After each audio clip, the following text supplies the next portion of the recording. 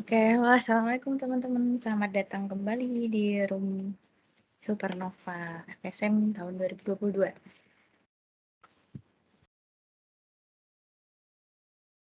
Oke, kayaknya ada yang belum join ya ini. Mungkin teman-teman yang temannya belum ada di room bisa dibilangin dulu ya buat join lagi ke room. Atau mungkin kalau ketiduran bisa ditelepon atau bisa dicariin gitu biar join lagi.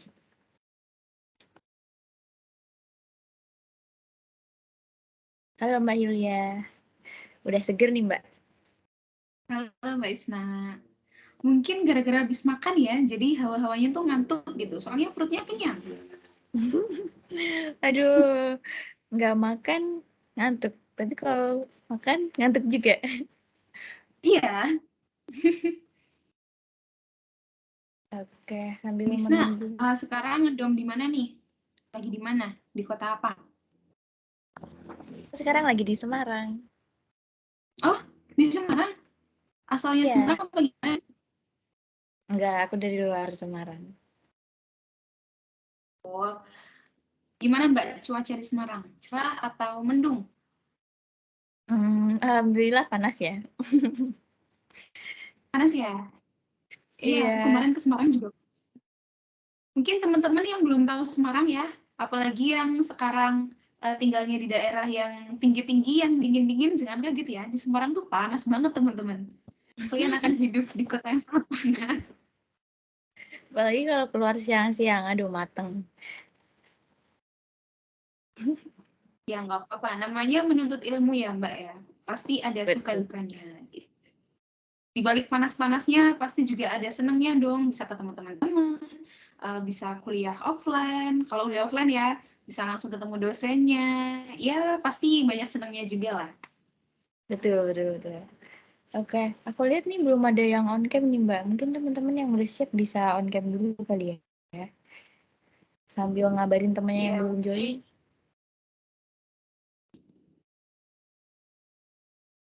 Kita absen dulu kali ya Mbak dari eh, setiap kelompok apakah udah lengkap atau belum. boleh banget Mbak. Oke, yang pertama dari kelompok Nusaibah binti Kaab, gimana? Ada berapa nih yang hadir atau kurang berapa?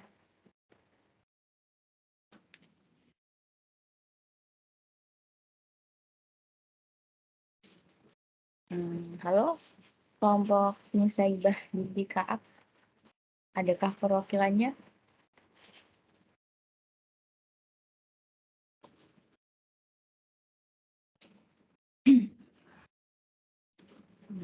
Kayaknya belum ada ya. Kita lanjut dulu. Kelompok Sayyidah Al-Hura, adakah perwakilannya?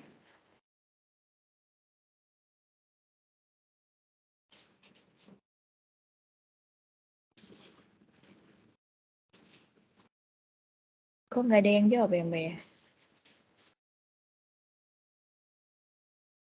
Iya nih, padahal udah rame tahu, udah lumayan rame. Udah 50 orang lebih yang join.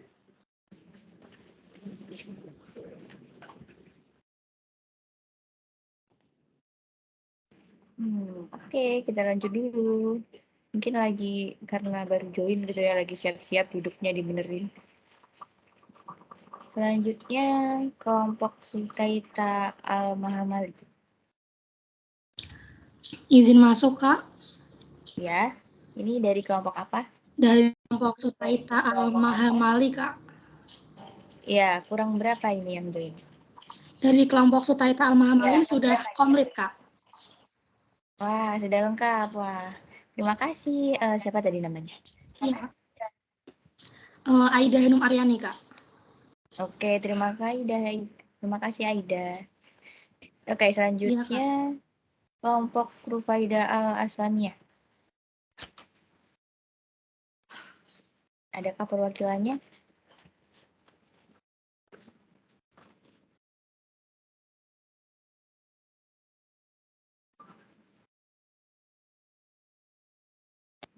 Halo, kelompok Rufaida Al-Aslamiyah. Apakah ada perwakilannya?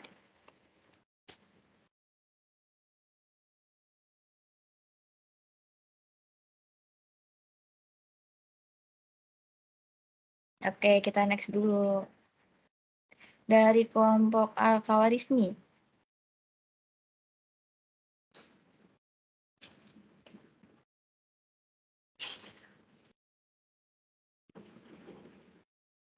Halo kelompok Al-Khawarizmi, udah ada perwakilannya belum? Hadir, Kak. Oke, udah berapa yang join? Untuk kelompok Al-Khawarizmi, alhamdulillah udah lengkap semua, Kak. Oke, mantap kelompok Al-Khawarizmi. Terima kasih. Oke, selanjutnya kelompok Sabit bin Qurrah. Udah ada perwakilannya belum ya?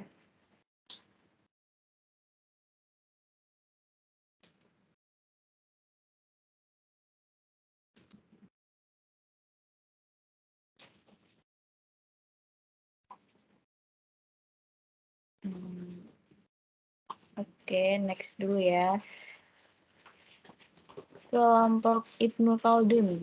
Udah ada perwakilannya belum? Sudah lengkap, Kak Isna.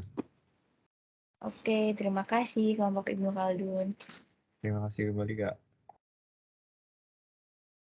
Oke, aku ulangi tadi dari kelompok Nusaibah binti Ka'ab. Udah ada perwakilannya belum ya?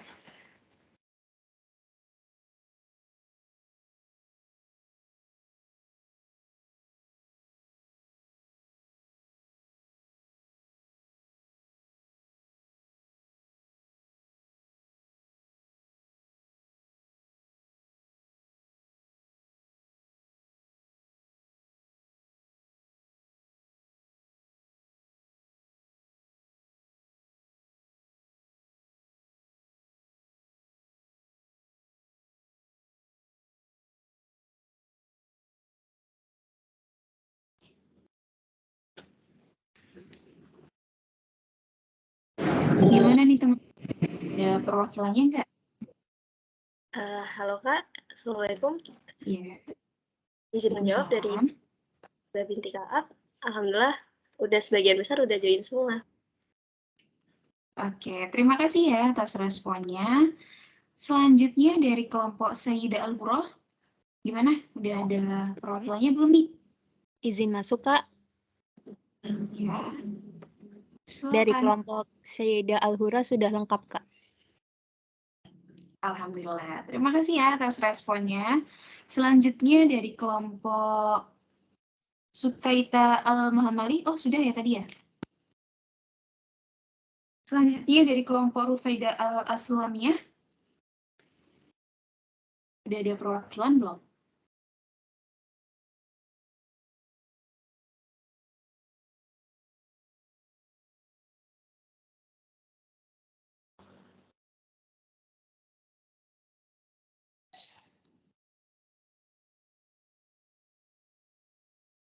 Oke, mungkin dilewatin dulu ya sebelum ngecek yang lain.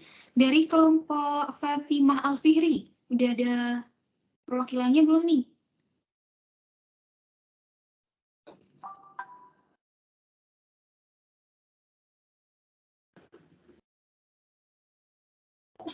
Halo Mbak, Halo. Ya, dari Fatimah Al-Fihri masih kurang satu sepertinya Mbak. oke. Makasih ya atas responnya. Buat temennya yang belum join, diajakin ya. Jadi teman-teman kalau misalkan kelompoknya belum full, nggak apa-apa. Nanti kabarin aja ya. Jangan diem-diem mulu. Oke, lanjut ke kelompok selanjutnya dari kelompok Al-Khawarizmi. Bagaimana? Udah ada perwakilannya?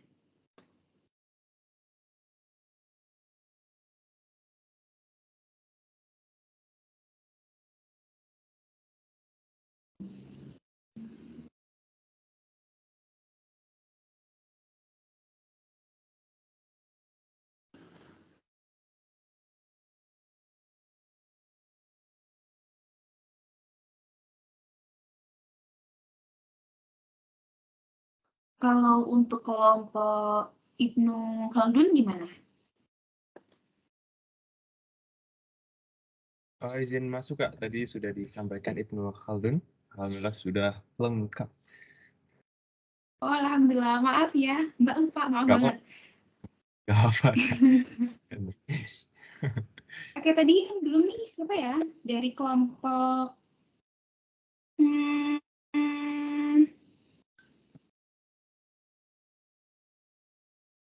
Dari kelompok Sutaita.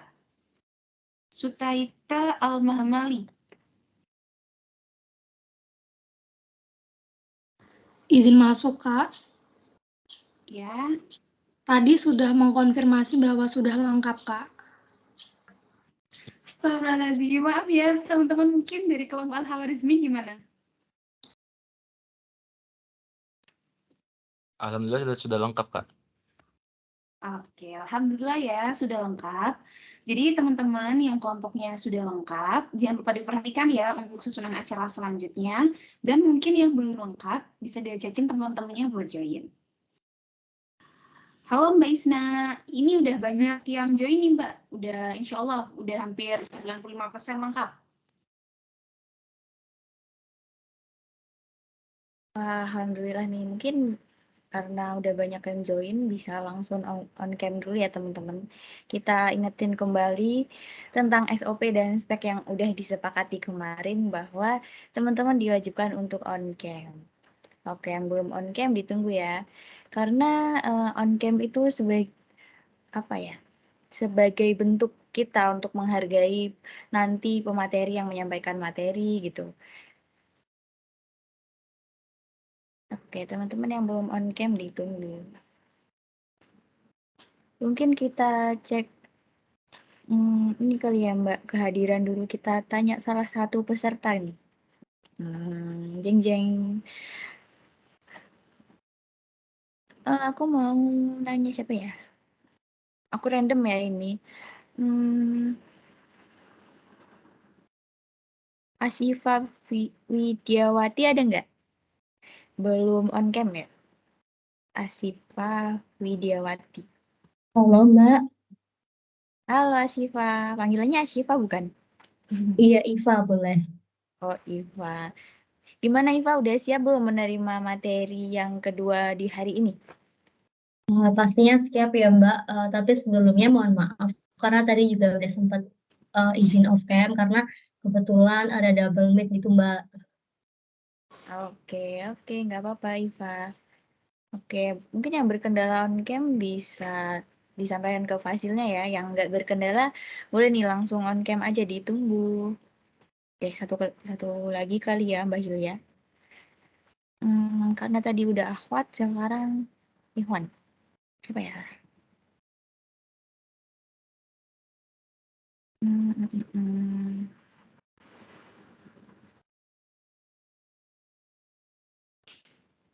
Muhammad Fikri Abdillah.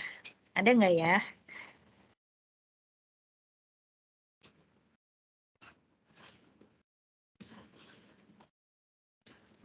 Halo Muhammad Fikri.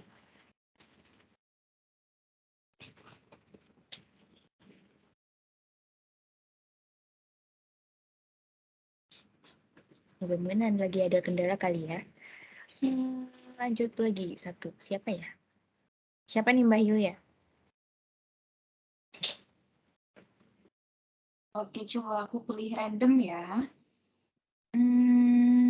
Siapa ya? Aku mau cari di bawah-bawah Mbak. Oke, Aku boleh. mau ambil. Bentar, nggak jadi di bawah deh, bentar.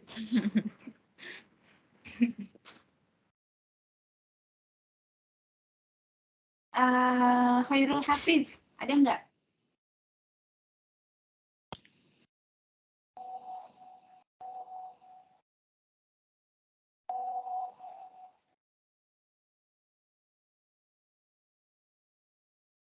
Halo Khairul.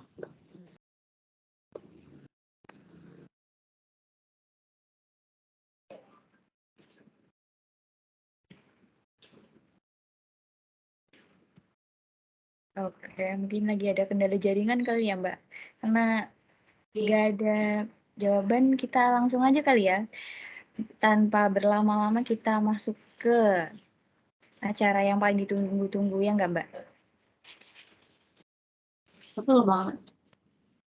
Oke, nah materi selanjutnya ini adalah materi tentang kepemimpinan. Nah, di sesi kali ini bakal dipandu oleh moderator yang gak kalah keren sama moderator yang pertama tadi. Oke, mungkin operator bisa minta tolong ditayangkan CV moderatornya.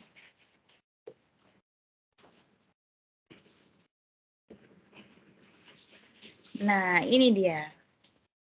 Moderator kita yang kedua ini adalah Mas Ul Sikamu tahun 2022. Terus juga Kepala Divisi Insani Media Center. Dan juga graphic designer di ruang ekspresi dan project leader juga di ruang ekspresi. Nah, untuk training experience-nya ada banyak banget ini, Masya Allah. Ada latihan mustahid dakwah, ada pelatihan training design, ada juga Insani Leadership Training, ada training Royce 2. Wah, ini jadi alumni training Royce 2 juga. Ada juga Salman Spiritual Class 31. Nah, untuk achievement atau penghargaannya, ini Masya Allah Masnya sempat mendapat pendanaan program penelitian mahasiswa. Ada juga dapat silver medal iChef. Dan juga finalis PIMNAS 34 lah Masya Allah. Dan Masnya ini sekarang sedang berkuliah di Undip jurusan kimia. Nah, siapa sih? Ya, moderator kita adalah Mas Akbar Satrio Perdana. Mungkin aku sapa dulu kali ya Mas Akbar. Assalamualaikum, apakah sudah ada di Meet? Oke, waalaikumsalam. Udah ada. Oke, gimana kabarnya Mas Akbar? Alhamdulillah. Isna gimana kabarnya? Alhamdulillah juga. Wah, kayaknya Mas Akbar udah semangat banget ya buat mandu sesi materi kali ini. Iya dong, harus semangat karena teman-teman udah pada semangat juga. Ada beberapa yang on cam nih ya. Oke, mungkin biar nggak berlama-lama kali ya aku langsung serahin aja ke Mas Akbar buat memandu sesi materi. Waktu dan media aku persilakan pada Mas Akbar. Oke, terima kasih atas kesempatannya ya kepada Isna dan teman-teman panitia. Oke, mungkin sebelumnya aku buka dulu. Assalamualaikum warahmatullahi wabarakatuh. Waalaikumsalam warahmatullahi wabarakatuh. Oke, alhamdulillah ya teman-teman kita bisa kumpul lagi. Alhamdulillahirrahmanirrahim. Dikumpulkan lagi ya untuk materi yang kesekian ya. Ini materi ketiga ya, materi inti yang ketiga. Nah, sebelumnya tadi karena udah dikenalin ya, aku kenalin lagi. Mungkin aku kenalin lagi ya. Perkenalkan, aku Akbar Satrio Perdana dari Kimia Angkatan 2020. Nah, di sini akan berkesempatan untuk membersamai teman-teman semua nih untuk membersamai teman-teman di materi yang ketiga ini. Nah, mungkin aku sedikit cerita ya kan, teman-teman udah tahu ya materinya tentang apa. Mungkin ada yang tahu hari ini materinya tentang apa? Boleh raise hand? Atau langsung bersuara aja boleh? Ada yang tahu hari ini materinya? Sesi ini materi apa? Iya, Adam? Kepemimpinan.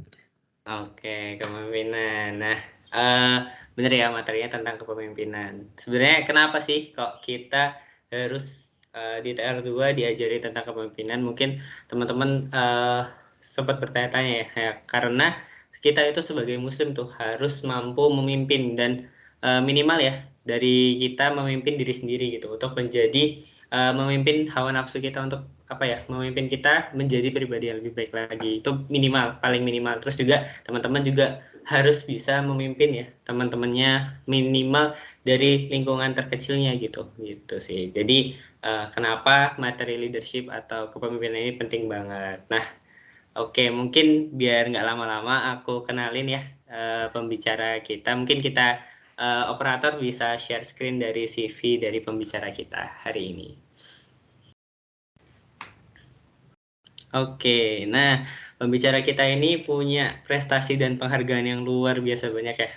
Mulai dari 10 siswa berkarakter MOPD Semandatas 2014 sampai ke tahun 2019 itu pernah jadi pemenang Bismillah Writing Challenge 2018 dan 2019, terus juga pernah jadi finalis lomba esai tingkat nasional PRP Untan Pontianak 2019. Itu banyak banget nih kalau sebutin satu-satu ya. Mungkin bisa ke atas. Nah, naik lagi. Oke, nah di riwayat organisasinya juga ya dari Ketua Umum OSIS SMP dan SMA tuh, 2 fase berturut-turut sampai beliau juga pernah jadi Wakil Presiden BEM UNS 2020. Terus juga jadi co-founder dari Ngajis Fund sama Muda Medika. Itu Masya Allah banget ya, riwayat organisasi sangat kental dengan leadership nih teman-teman. Mungkin next pendidikannya ya beliau di SMP Negeri 5, terus juga di pesantren Miftahul Huda Hadi, terus juga S1 Hukum Universitas 11 Maret UNS 2017 sampai sekarang, terus di ISLC 5 LS dan sebagainya ya. Terus juga minat dan keterampilannya juga beliau tertarik dengan pergerakan politik dan sebagainya, terus punya kemampuan olahraga seperti futsal dan sepak bola. Itu Masya Allah banget ya, sangat skillful beliau nih. Oke, nah mungkin ini ya kita langsung kenalin pemateri kita hari ini, yaitu Mas Zaki Mustafa Zuhad, mahasiswa hukum UNS 2017 dan Presiden BEM UNS 2021. Oke, nah aku sapa dulu kepada Mas Zaki. Assalamualaikum Mas Zaki, apakah sudah hadir di Meet? Halo, Assalamualaikum. Suara saya masuk nggak ya? Waalaikumsalam, masuk Mas. Gimana Mas kabarnya nih siang ini?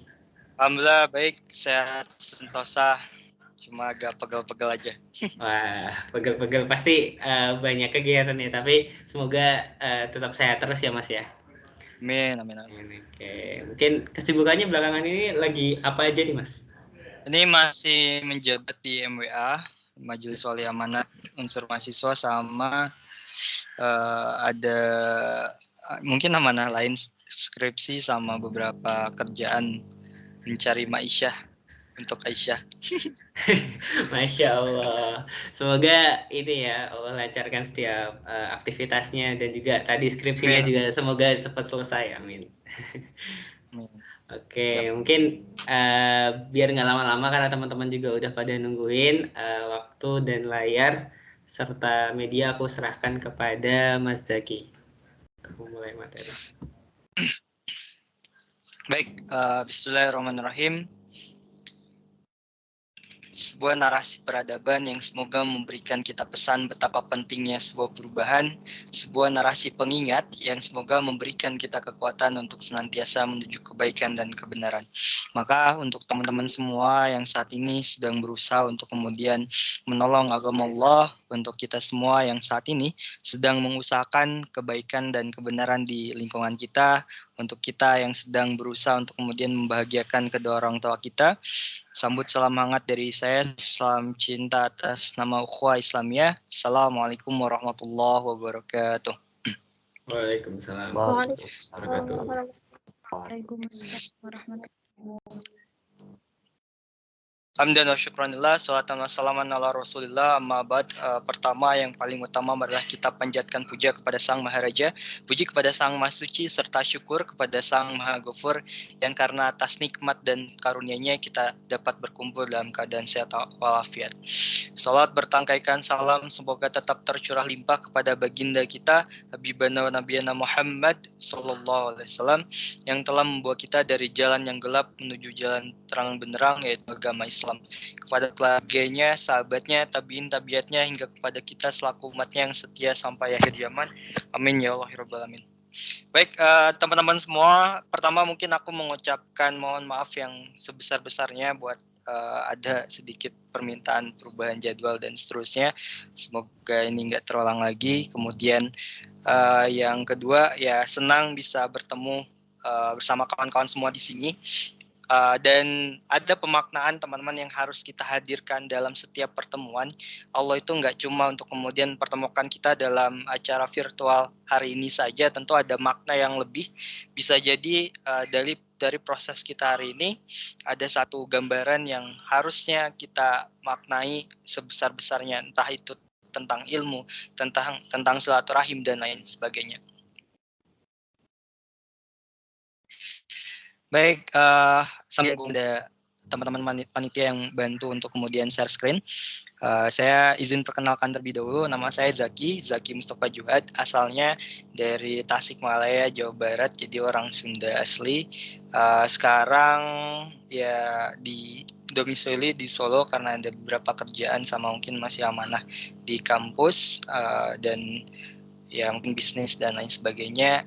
Nah, teman-teman semua, forum yang seperti ini sebenarnya harusnya udah bisa mulai offline gitu, dan sebenarnya bisa lebih ngefeel ataupun merasakan bagaimana transfer knowledge dan lain sebagainya dengan secara langsung gitu. Dan ya nggak tahu ya kalau di teman-teman Undip kayak gimana, kalau di teman-teman UNS ini udah pada masif untuk berkegiatan di kampus, ya mungkin kayak upgrading, kemudian semacam LKMM juga udah mulai pada offline gitu, atau bahkan ya mungkin masih ada hybrid dan seterusnya.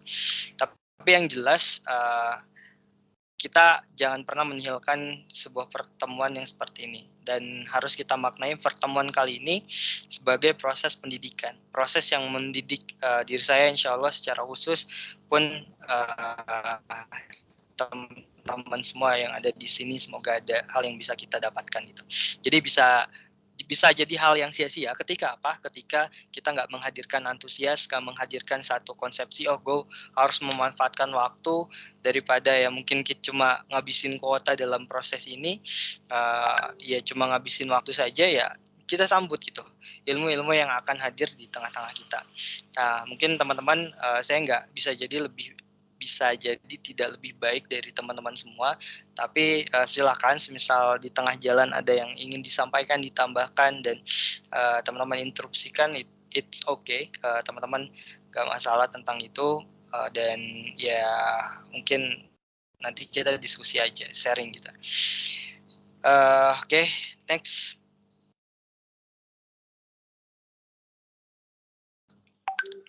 Oke, bisa di-share ke bawah. Di switch, oke. Ya intinya proses pendidikan itu sebenarnya dua hal. Teman-teman kuliah, teman-teman hadir di masyarakat, kemudian teman-teman ikut webinar dan seterusnya, itu harapannya ada dua sebenarnya.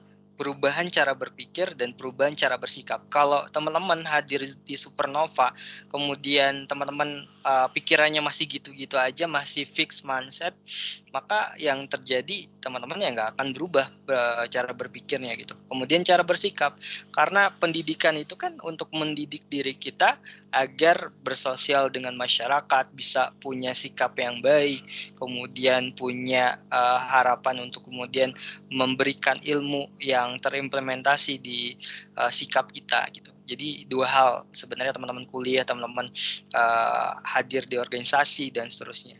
Perubahan cara berpikir dan perubahan cara bersikap. Kalau teman-teman nggak mendapatkan itu dari proses teman-teman, entah itu di organisasi, di kuliahan, atau bahkan kayak webinar-webinar, ya berarti itu adalah hal yang sia-sia. Jadi coba pantik diri kita untuk kemudian antusias.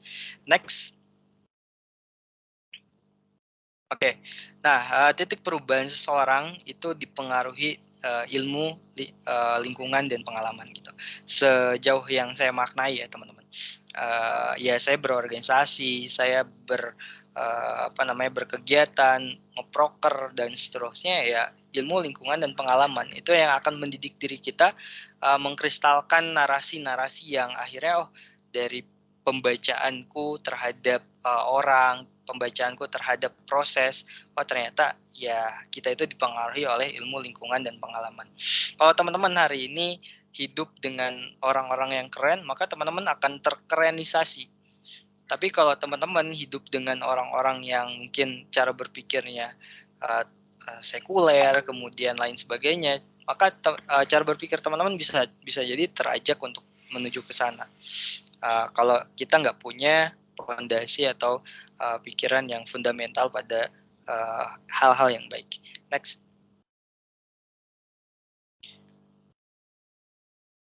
Oke.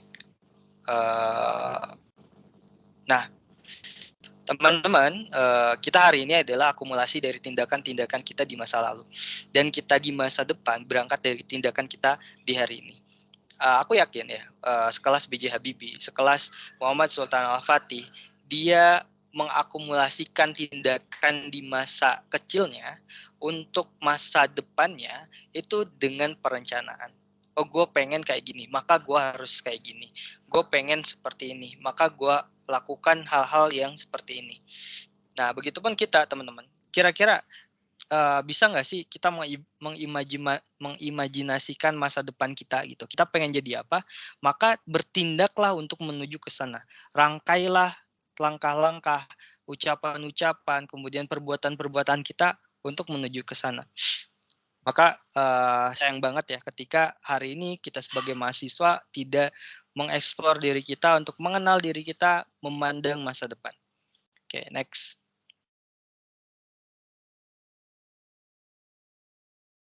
Nah, 3 guru yang saya maknai ya. Pertama adalah guru ilmu, guru pengalaman, dan guru alam gitu. Nah, guru ilmu seperti apa? Kayak ustadz, dia yang punya ilmu keagamaan, kayak dosen, dia punya pemahaman atau pengetahuan tentang suatu bidang ilmu. Kemudian guru pengalaman. Guru pengalaman ini ya teman-teman berorganisasi, teman-teman ngeproker, teman-teman hadir dalam sebuah kegiatan, itu akan menghadirkan pengalaman sehingga teman-teman terdidik pikirannya, terdidik sikapnya secara tidak langsung dengan pengalaman.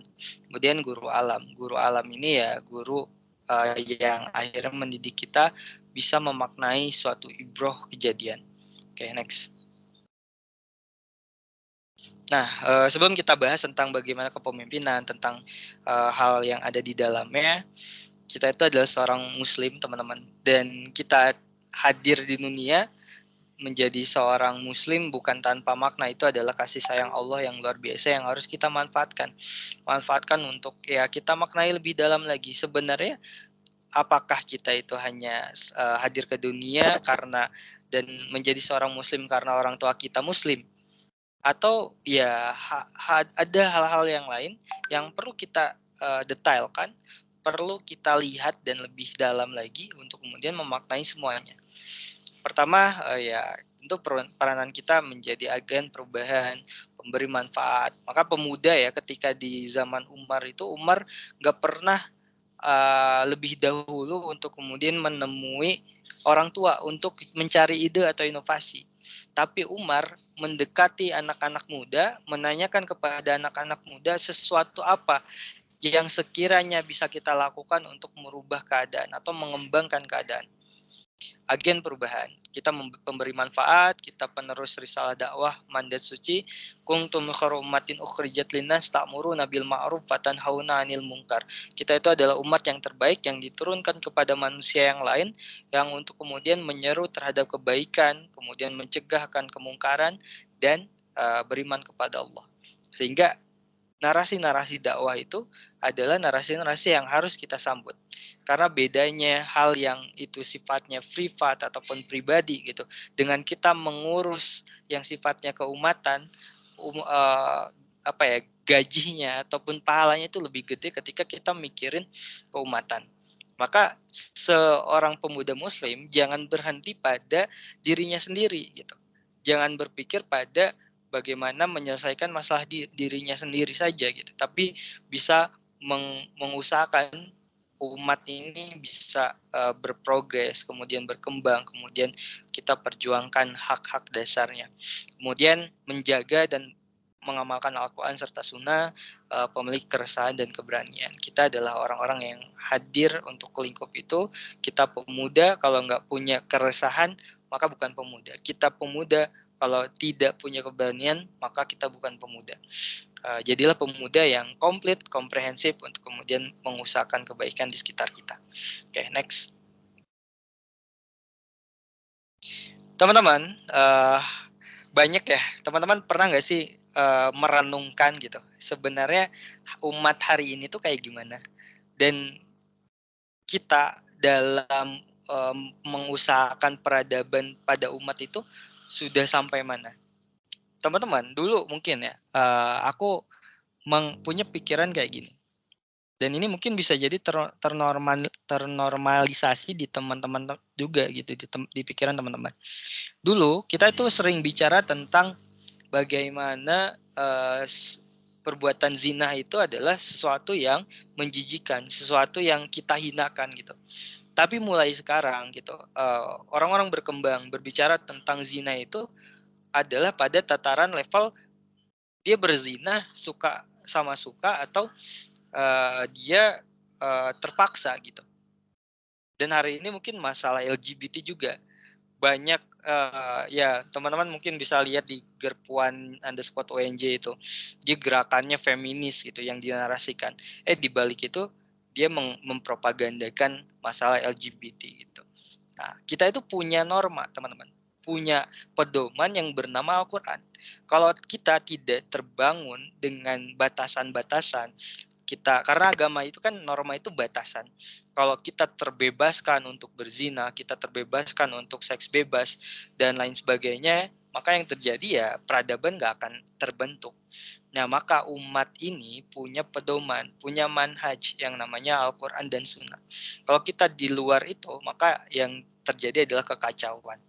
Ya, muncullah kemarin informasi di Inggris atau di Amerika ya tentang cacar monyet yang kebanyakan disebabkan oleh penularan gay sama biseksual gitu. Indonesia gitu, remajanya 62,7% dalam survei KPA itu pernah bercinta. Dia dalam tanda kutip ya, dia di luar nikah. Kemudian data UNICEF gitu 2016, kekerasan sama remaja mencapai 50%, tawuran dan semacamnya. Penyalahgunaan narkoba di usia remaja 24%-nya. Ya, bagaimana kita melihat ini gitu? Kalau kita hanya berdiam diri, kita nggak bergerak untuk umat, nggak mendidik umat, maka yang terjadi ya kekacauan pada umat bisa lebih termasifkan. Apalagi globalisasi dengan banyaknya hal-hal yang masuk dengan mudah kita akses, masalah kayak hal-hal sederhana TikTok yang di dalamnya ada hal yang seksi-seksi itu mudah kita lihat gitu, mudah kita dapatkan di media sosial dan hal-hal yang lainnya. Agak ngeri gitu kalau kita melihat ini. Nah, maka teman-teman, hal apa yang bisa kita usahakan untuk negara kita, untuk bangsa kita, untuk agama kita. Oke, next. Nah, maka teman-teman, kita itu sejatinya punya pengaruh, punya potensi. Dan kalau kita bicara tentang kepemimpinan, bahasa sederhana kalau menurut Pak Sutrisno, kepemimpinan itu adalah suatu proses kegiatan seseorang untuk menggerakkan orang lain, memimpin, membimbing, memengaruhi orang lain untuk melakukan sesuatu agar dicapai hasil yang diharapkan. Maka sebenarnya Islam memandang kepemimpinan itu kayak gimana, teman-teman? Ya, teman-teman, kita nggak usah bicara tentang khilafah terlebih dahulu. Kita bicara tentang nilainya terlebih dahulu gitu. Nah, next. Oke. Islam, kekuasaan dan kepemimpinan. Nah, Ibnu Taimiyah ya menyatakan bahwa agama Islam tidak akan bisa tegak dan abadi tanpa ditunjang oleh kekuasaan. Dan kekuasaan tidak bisa langgeng tanpa ditunjang dengan agama. Nah, jadi kalau kekuasaan tanpa agama, maka dia akan menjadikan superpower dalam penguasa tersebut sehingga apa yang terjadi? Kepentingan golongan, kepentingan pribadi, dan penihilan atas hak-hak dasar dari masyarakat. Nah, maka agama hadir gitu. Islam mengistilahkan kepemimpinan sebagai imamah. Gitu. Sedang kata yang terkait kepemimpinan banyak banget. Ada imam, kemudian khalifah, malik, wali, amir, ro'in, sultan, ro'is, dan ulul amri. Oke, next. Nah, sebenarnya butuh nggak sih kita tuh memilih pemimpin? Butuh nggak sih kita mendorong seseorang untuk kemudian dipercayakan untuk menjadi nahkoda dalam sebuah perjalanan, dalam sebuah organisasi? Ya penting banget, karena ini dianjurkan juga oleh Islam. Islam itu meminta kita untuk memilih pemimpin dalam sebuah organisasi, dalam sebuah perjalanan, bahkan sesuai dengan hadis riwayat Imam Abu Daud. Jika di antara kalian melakukan perjalanan 3 orang, maka tunjuklah pemimpin di antara kalian. Karena dalam perjalanan, dalam sebuah organisasi, bisa jadi di tengah jalan ada kebingungan, di tengah jalan butuh ketegasan. Maka hadirlah seorang pemimpin untuk sebagai oase. Next. Nah, Makanya kalau di Islam itu ada istilah qiyadah wal jundiyah, ada istilah amal jama'i gitu. Nah, sebenarnya amal jama'i gimana? Amal jama'i itu adalah amal yang dilakukan secara berjamaah atau yang diatur dalam sebuah tanzim. Nah, contohnya kayak gimana teman-teman? Ya, organisasi itu adalah amal jama'i. Amal jama'i. Misal nih di sini ada teman-teman acara, ada teman-teman humas, ada teman-teman LO, ada teman-teman logistik dan seterusnya. Nah, maka dia beriringan kan, dia punya peranannya masing-masing, dia punya hak dan kewajibannya masing-masing untuk kemudian satu sama lain sinergis berkolaborasi mencapai satu tujuan. Nah, tujuan yang dicita-citakan dari teman-teman Madani ini, Rohis dari FSM ini apa gitu. Maka itu adalah tujuan yang harus didorong secara beramal jama'i gitu bersama-sama. Oke, next. Nah, kemudian qiyadah wal jundiyah. Kita bicara tentang sebenarnya ya tadi ya kalau kita pengen bergerak untuk mencapai tujuan, kita ingin mengusahakan sesuatu gitu, maka harus ada pembagian peran gitu. Nggak bisa semua jadi pemimpin, nggak bisa semua jadi setara dalam arti ya semua jadi pengikut gitu. Siapa yang diikuti gitu kalau gitu? Maka qiyadah dan wal jundiyah itu sistem dalam kepemimpinan Islam yang nggak bisa terpisahkan. Qiyadah adalah seorang pemimpin yang bertugas menuntun siapa saja yang dipimpinnya, sedangkan jundi adalah berasal dari kata jundun atau junudun yang berarti tentara atau serdadu, artinya pengikut. Qiyadah wal jundiyah adalah sesuatu yang tak bisa dipisahkan. Pemimpin nggak bisa sendirian. Qiyadah jundi nggak bisa ya sendirian juga untuk kemudian mengusahakan sesuatu. Maka mereka harus beriringan, memahami hak dan kewajiban kita bersama menuju tujuan. Nah, untuk memilih qiyadah juga ya tentu harus didasarkan pada kebaikan-kebaikan norma Islam juga gitu. Qiyadah ya orang yang seperti apa yang harus kita tunjuk ya, dia yang mampu, dia yang punya standar yang lebih daripada yang lainnya, sehingga kita memahami bahwa qiyadah itu adalah orang yang jadi orang yang dituakan, orang yang bisa jadi mentor kita gitu, untuk kemudian menarasikan sesuatu, mengusahakan sesuatu. Oke, next. Nah, pemimpin itu bahasa sederhananya adalah orang yang memiliki seni mengelola, mengatur, memanage, memengaruhi objek yang dikelola dan dipengaruhinya. Maka apa bedanya kepemimpinan, pemimpin, dan pimpinan? Pemimpin itu adalah orang dan dia tidak terbatas pada jabatan. Jadi kalau kita dibilang pemimpin ya kita pemimpin. Semua dari kita itu adalah pemimpin. Dan pemimpin sejak lahir minimal kita memimpin diri kita sendiri untuk kemudian berlaku baik. Minimal kita memimpin diri kita untuk ada dalam track yang itu benar gitu, dan menihilkan track-track yang salah. Akhirnya kita bisa punya hak karena kita kan manusia, dan manusia itu dia punya keistimewaan ketimbang malaikat. Nah, bayangin teman-teman kalau malaikat itu kan dia itu flat gitu kan. Maksudnya flat ini kalau perintah Allah kayak gitu ya kayak gitu. Dia nggak akan melawan, dia nggak akan protes gitu. Tapi kalau manusia dia itu punya pilihan di atas haknya. Ya Allah ngasih pedoman gitu. Nah, kira-kira manusia itu mau ikut pedoman atau mau ngikut setan gitu. Nah, manusia itu bisa milih antara kedua hal tersebut. Nah, makanya istimewa manusia itu. Bahkan ya mungkin ibaratnya malaikat di Quran surat Al-Baqarah itu beliau seolah bernada mempertanyakan gitu. Ya Tuhanku, apakah engkau yakin gitu kan memberikan hak untuk kemudian memimpin sebagai khalifah di bumi ini gitu. Sedangkan mereka ya senantiasa saling menumpahkan darah dan seterusnya. Next. Nah, pemimpin yang harus kita pilih adalah pemimpin yang punya kemampuan dan punya kemauan. Kalau dia nggak punya kemauan, dia nggak punya kemampuan, ya apa yang istilahnya bakal kita harapkan dari orang yang kita tunjuk dari pemimpin. Oke, next. Nah, kalau kata Kiai Haji Agus Salim, beliau menyampaikan bahwa memimpin itu adalah menderita. Jadi, menjadi pimpinan dalam sebuah organisasi itu cuma alat. Dan kita harusnya menderita. Karena apa? Karena ketika jadi pemimpin, kita akan meluangkan waktu kita yang mungkin bisa kita lakukan untuk kemudian kita isi dengan kegiatan-kegiatan yang menyenangkan kita saja gitu, yang membuat kita bahagia saja. Tapi enggak gitu. Kalau kita menjadi seorang pemimpin dalam sebuah lingkup, maka kita siap-siap untuk menjadi menderita. Karena ada waktu, ada pikiran, ada mungkin uang juga yang kita keluarkan gitu untuk kemudian berkorban.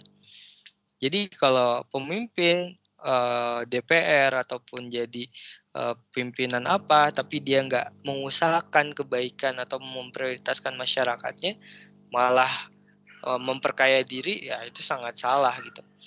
Karena itu hanya instrumen untuk kemudian membahagiakan atau mensejahterakan masyarakat jabatan itu. Oke, next. Nah, teman-teman, kenapa akhirnya kita memahami bahwa qiyadah wal jundiyah itu penting? Kemudian amal jamaah itu penting karena untuk mengorganisir kebaikan. Karena kejahatan yang terorganisir akan mengalahkan kebaikan yang tidak terorganisir. Maka kejahatan aja ya banyak banget ya, pembunuhan berencana, kemudian perampasan yang berencana, kemudian ideologisasi yang menyimpang itu direncanakan dengan gerakan, dengan uang yang banyak itu gerakannya itu. Kita jangan kalah gitu. Gerakan-gerakan untuk memberisikan sesuatu yang baik, membumikan sesuatu yang benar, maka kita harus mengorganisir itu agar tidak kalah peradaban yang baik dengan peradaban yang jelek. Oke, next. Nah, maka manajerial itu penting banget untuk kita upayakan dalam mengelola organisasi, mengelola lingkup kita, bahkan diri kita. Karena manajemen adalah sebuah perencanaan pengorganisasian, pengarahan, pengawasan usaha-usaha para anggota organisasi, dan penggunaan sumber daya organisasi lainnya agar mencapai tujuan organisasi yang telah ditetapkan. Maka teman-teman dari Rohis FSM ini sudah memanage kebaikan sejauh apa? Mengolah kebaikan sejauh apa? Apakah secara profesional? Ya, kalau teman-teman, kalau saya lihat ya bahwa keburukan itu dia di-manage dengan profesional gitu, dengan sedemikian rupa gitu. Ya, apakah akan kita kalah nilai profesionalismenya gitu dengan keburukan itu? Nah, maka yang perlu kita dorong adalah ya Islam itu adalah agama yang profesional, agama yang harus mengusahakan bahwa sesuatu harus dilakukan dengan yang terbaik. Oke, next. Nah, kita punya misi teman-teman. Dari Al-Imran 110, kuntum khairu ummatin ukhrijat linnas ta'muruna bil ma'ruf wa tanhauna 'anil munkar wa tu'minuna billah. Humanisasi, liberasi, dan transendensi ini adalah misi profetik. Nah, ini mungkin kalau saya memahami dari Kunto Wijoyo, buku beliau Ilmu Sosial Profetik, bahwa memang kita itu harus menarasikan 3 nilai ini dalam bergerak. Teman-teman, banyak banget liberalisme, kemudian sekularisme, feminisme radikal yang akhirnya menihilkan norma agama gitu.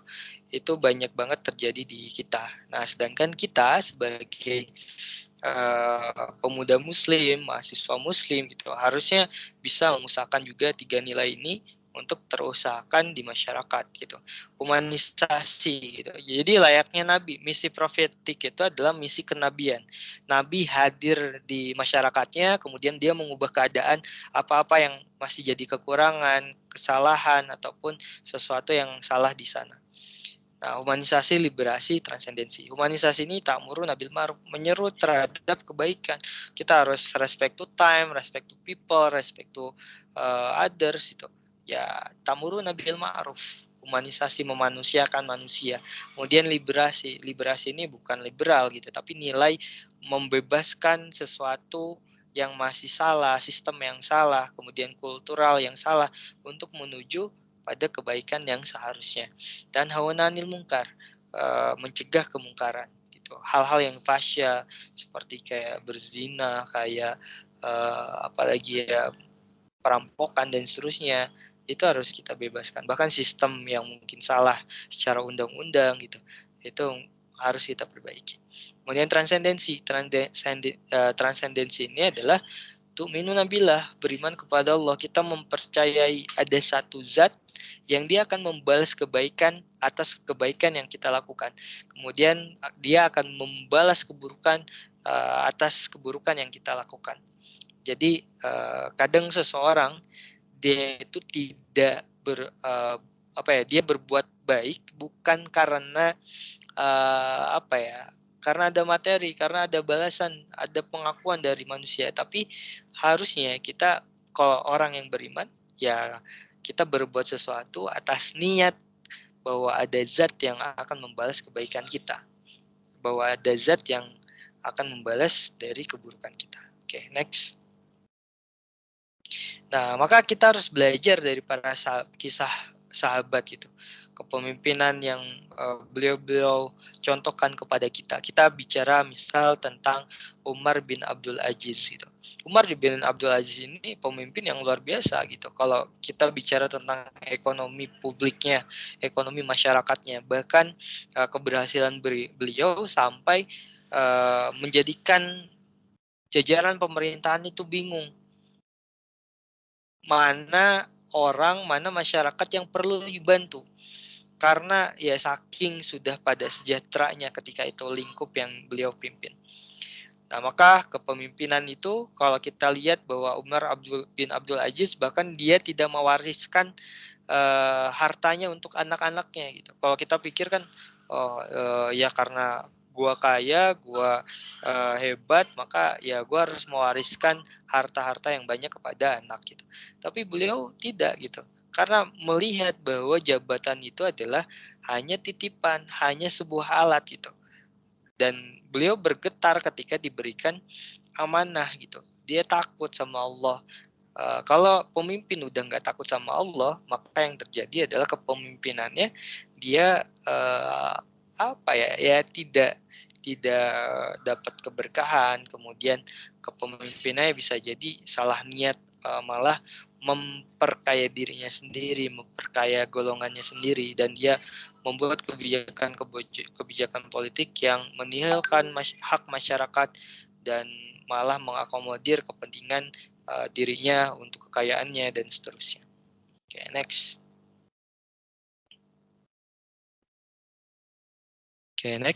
Oke.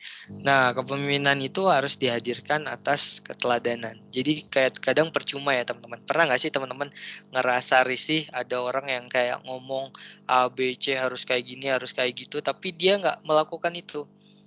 Dia seolah lupa gitu dengan apa yang diperbuat. Di Al-Ankabut ayat 2 atau As-Saff ayat 2 ya, As-Saff ayat 2 kalau nggak salah. Allah itu nggak suka dengan orang yang cuma bicara tapi nggak melakukan gitu. Jadi keteladanan itu harus hadir, bahkan pribadi kita, perbuatan kita harus lebih dahulu mencontohkan ketimbang lisan kita. Bagusnya seperti itu. Kemudian yang kedua, kepahaman memperlakukan manusia. Nah, ini dalam organisasi perlu banget nih kita memahami manusia dalam memanusiawikan manusia gitu. Artinya apa? Jadi sesederhana kita nyuruh orang gitu. Misalnya kita pemimpin gitu. Nah, orang yang otoriter, orang yang dia nggak punya kepahaman dalam memperlakukan manusia, dia memperlakukan bawahannya itu ya sebagai bawahan, bukan sebagai bawahan yang manusia juga gitu. Kalau seseorang menganggap dia bawahan yang manusia juga, maka dia akan mempercantik kata-katanya, akan mengemas kata-katanya dengan minta tolong, dengan mohon maaf sebelumnya, kemudian permisi, kemudian kata-kata ajaib yang lainnya yang itu membahagiakan mereka. Kemudian empati itu ya, pemimpin itu harus punya empati. Dia harus mudah terketuk dengan banyak persoalan. Ketika mungkin jadi bupati melihat kondisi jalan yang enggak nggak baik, nggak bagus gitu, maka dia akan memprioritaskan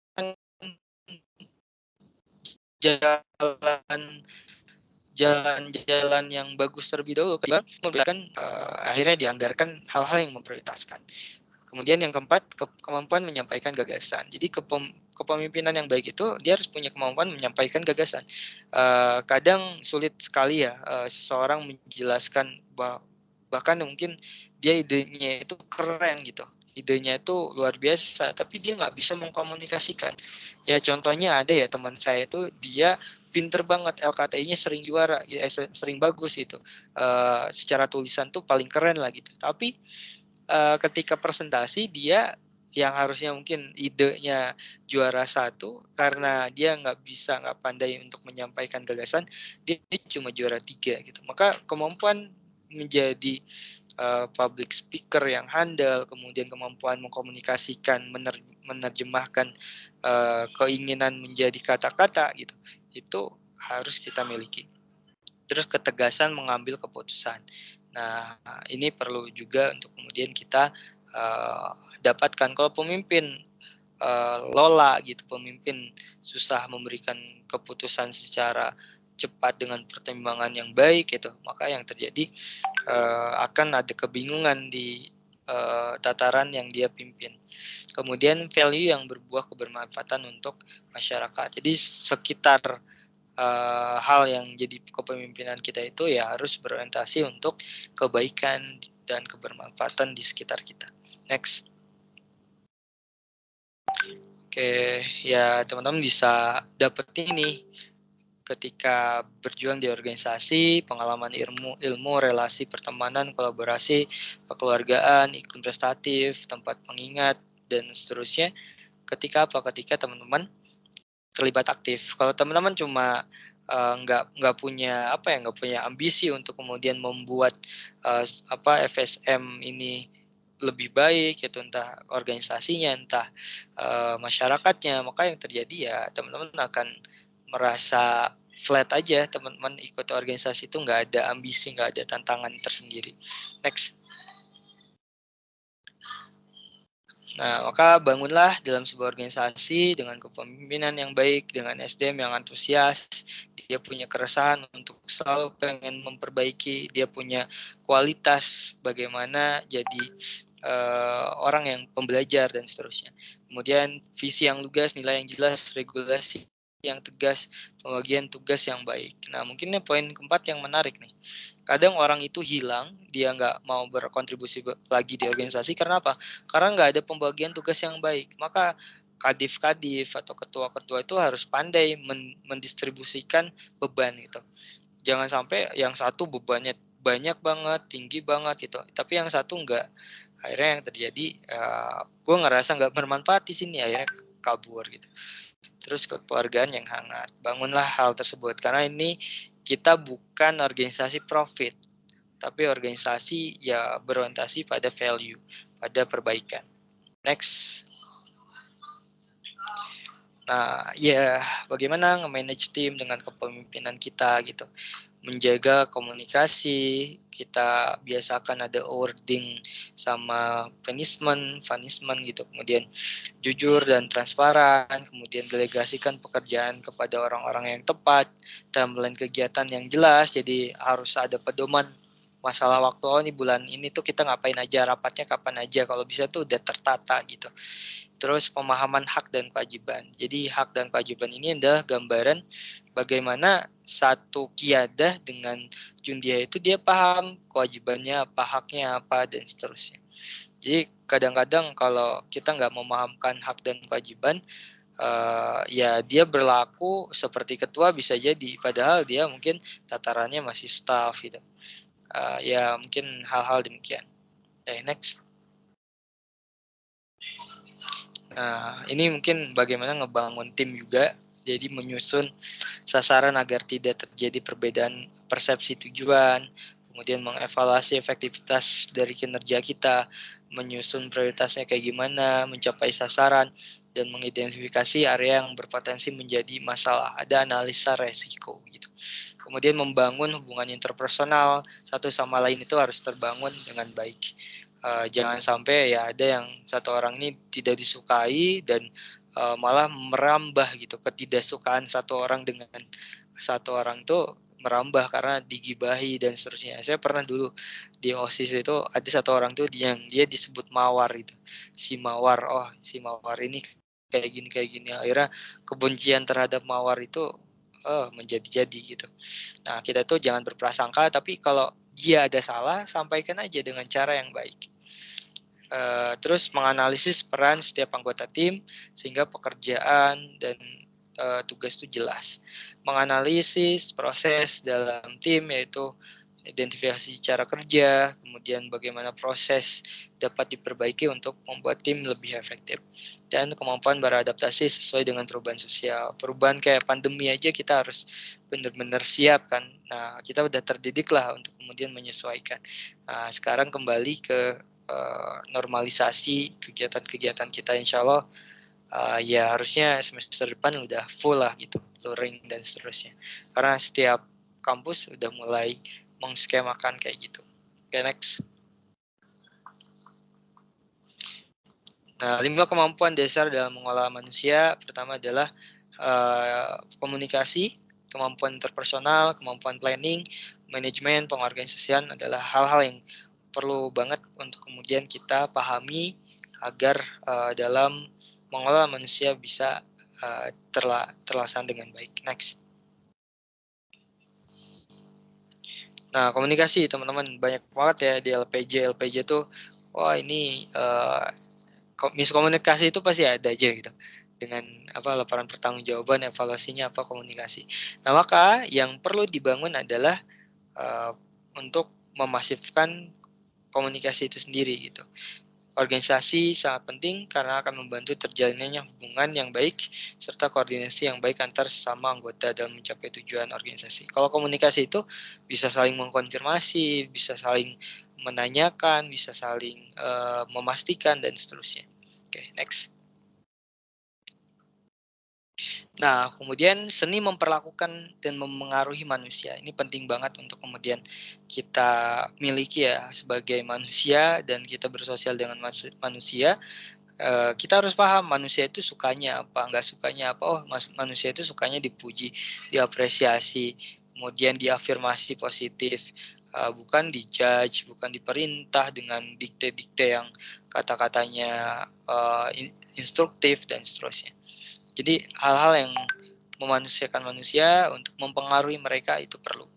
Next. Oke, nah, apalagi manajemen intrapersonal kita gitu. Jadi percakapan interpersonal itu kemampuan yang dimiliki seorang untuk belajar, learning skill-nya gitu. Kehidupan ini, semua aspek kehidupan dapat punah.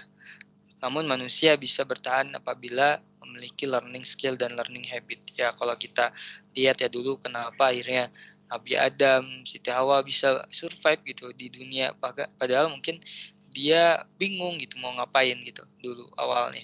Tapi ya mungkin ya wahyu Allah, kemudian beliau pengen belajar dan seterusnya, akhirnya survive. Next. Nah, sebelum wafat, apalagi harus kita miliki gitu sebagai seorang pemuda. Akidah yang bersih, ibadah yang benar, akhlak yang kokoh, kekuatan jasmani, intelek dalam berpikir, berjuang melawan hawa nafsu, pandai menjaga waktu, kemudian teratur dalam suatu urusan.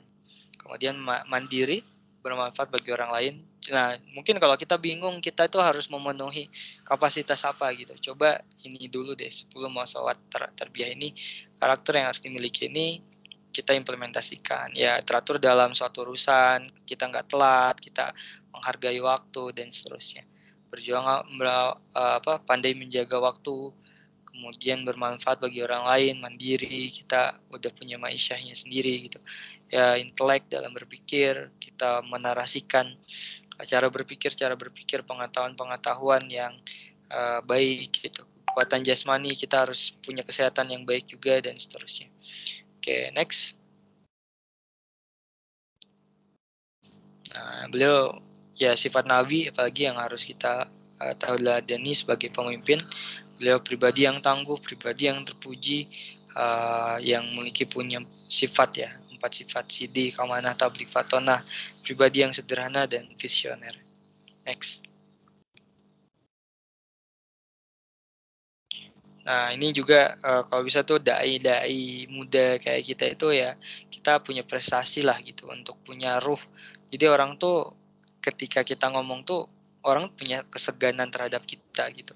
Karena apa? Ucapan seseorang akan lebih tajam ketika yang menghadirkan pembuktian terlebih dahulu. Jadi ya mungkin simbolisasinya kayak juara ini, juara itu, atau berprestasi di bidang ini, dia akan menjadikan kita punya dipercaya oleh masyarakat. Oh, karena dia udah membuktikan, dia udah keren gitu untuk kemudian secara personal. Next. Nah, kolaborasi juga dalam suatu kegiatan, dalam suatu misi, coba bangun-bangun kolaborasi yang masif. Oke, next. Oke, nah maka seorang pemuda itu harusnya jangan katakan tidak tahu, tapi katakanlah aku akan cari tahu. Jangan katakan tidak bisa, tapi aku akan berusaha. Maka narasi yang positif, afirmasi positif yang terhadap kita itu perlu dikuatkan dalam mindset kita. Oke, next. Next, terbaik dan terburuk. Kita harus menjadi yang terbaik. Oke, next saja. Nah, jadi belajar juga selain mungkin kita punya mentor, punya informasi yang bisa kita cari sendiri di internet dan seterusnya gitu. Nah, kita harus belajar juga pada orang-orang yang terdahulu, orang yang keren dan bisa jadi panutan.